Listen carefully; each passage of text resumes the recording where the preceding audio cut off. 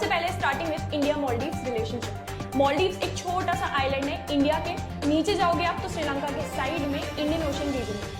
उनके साथ उनके बेसिकली डेप्यूटी मिनिस्टर्स जो थे उन्होंने कुछ इस तरीके के कमेंट्स किए ट्विटर पे, जिससे ऑफ कोर्स इंडिया का आग बबूला होना बहुत ही जाहिर सी बात थी। हमारे प्राइम मिनिस्टर और हमारी कंट्री के अगेंस्ट उन्होंने क्लाउन और पपेट जैसे वर्ड्स यूज किए। उसमें हमारे रिलेशनशिप में कुछ खटास आ चुकी है। इंडिया लीडिंग टूरिस्ट प्रोवाइडर था मालदीव्स के लिए और उनकी पूरी की पूरी इकोनॉमी ही टूरिज्म से चलती है। तो बहुत ऑब्वियस सी बात है कि किसी भी दिमाग वाले इंसान में ये पता होना चाहिए कि ऐसी चीजें नहीं करना चाहिए। Second very important news is about Rajya Sabha. Rajya Sabha के 68 members are set to retire in 2024।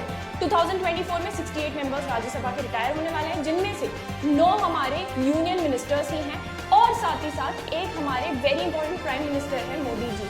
अच्छा, सारे पॉलिटिकल पार्टीज की इस पे नजर है क्योंकि राज्यसभा में टर्म का मतलब 6 ईयर का सीधा term.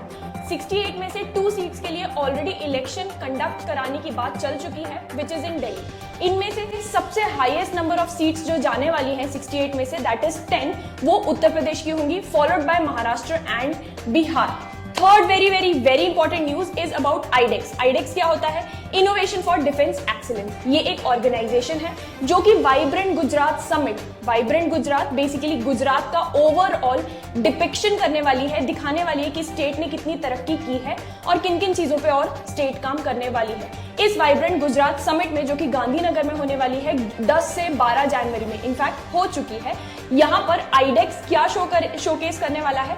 Cutting edge technology related to defence, मतलब अनमैन्ड व्हीकल या एयरक्राफ्ट कैसे चल सकते हैं, एआई को यूज कैसे कर सकते हैं हम डिफेंस में। तो आज के जमाने में जो फर्स्ट एंड फॉरमोस्ट और टॉप नॉच टेक्नोलॉजी है डिफेंस से रिलेटेड, उसको ये शोकेस करने वाले हैं, बेसिकली अपना बल प्रदर्शन करने वाले हैं। इन the next very important news बात करते हैं हम इंडिया और मॉरिशस की। इंडिया और मॉरिशस ने एक MOU memorandum of understanding sign किया है, जिसके अंदर ये दोनों मिलके एक स्मॉल सैटेलाइट लॉन्च करने वाले हैं। बेसिकली इसका पूरा का पूरा खर्चा which is going to be around 20 crore rupees ये इसरो ही उठाने वाली है। MIRC जो कि मालदीव्स की स्पेस एजेंसी है, वो भी हमारे साथ नॉलेज प्रोवाइड करेंगे, हमारे साथ मिलके काम करेंगे।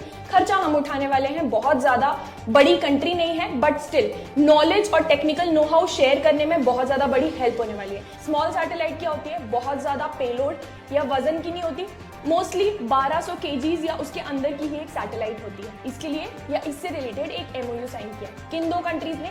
India and Mauritius. Next very important news, Prithvi scheme. Prithvi scheme का फुल फॉर्म है पृथ्वी का बेसिकली पृथ्वी विज्ञान।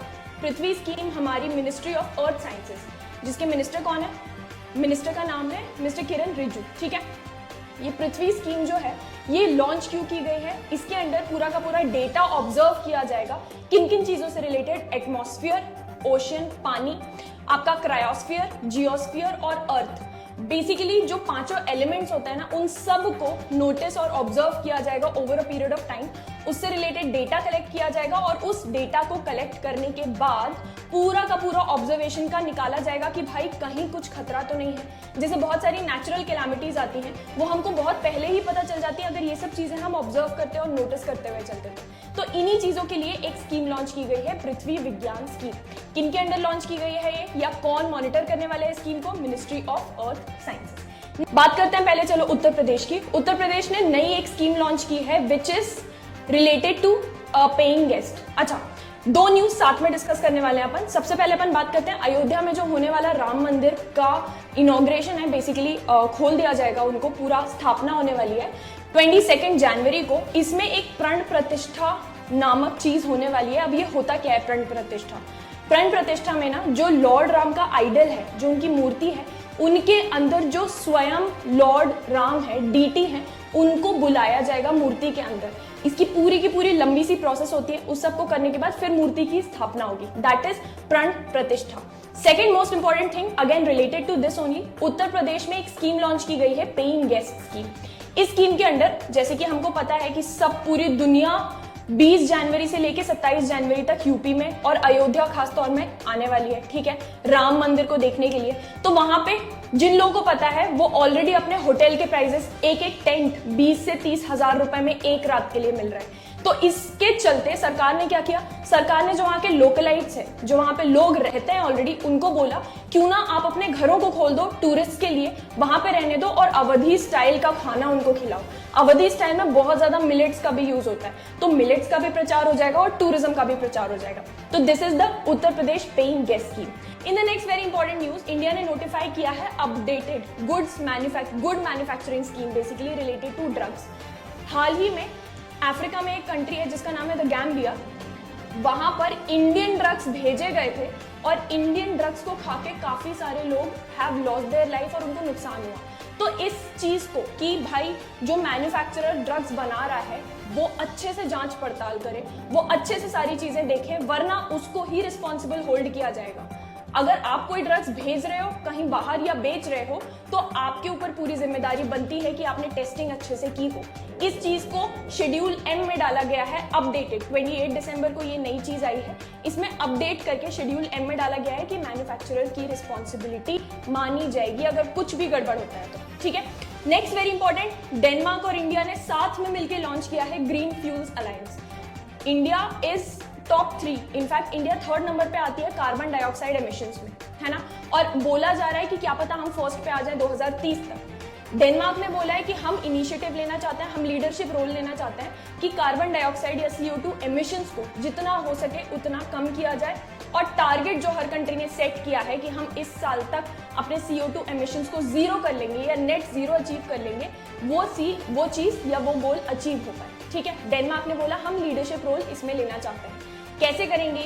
ग्रीन स्ट्रैटेजीज बनाकर, कैसे जितनी ज्यादा चीजें हो सके वो ग्रीन वे में किया जाए। जैसे व्हीकल, उनसे जो प्रदूषण निकलता है तो आप ई-व्हीकल्स यूज करो या आप इस तरीके की साइकिल यूज करो, आप ऐसी चीजें यूज करो जिससे कार्बन एमिशन कम से कम हो।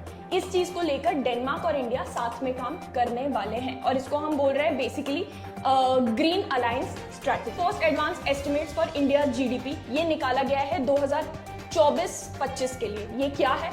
फर्स्ट एडवांस एस्टिमेट ऐसा लास्ट एस्टिमेट होता है जो निकाला जाता है before the union budget is presented. Union budget present होने के पहले लास्ट GDP जो इंडिया का एस्टिमेट निकाला जाता है उसको हम फर्स्ट एडवांस एस्टिमेट कहते हैं। ये निकालती है NSO, नेशनल स्टैटिस्टिक ऑफिस या ऑर्गेनाइजेशन। ठीक है, फिलहाल जो ये NSO ने निकाला है फर्स्ट एडवांस एस्टिमेट अभी दैट इज 7.3। उन्होंने बोला है कि हम इतने रेट से हमारे हिसाब से अब GDP ग्रो करनी चाहिए।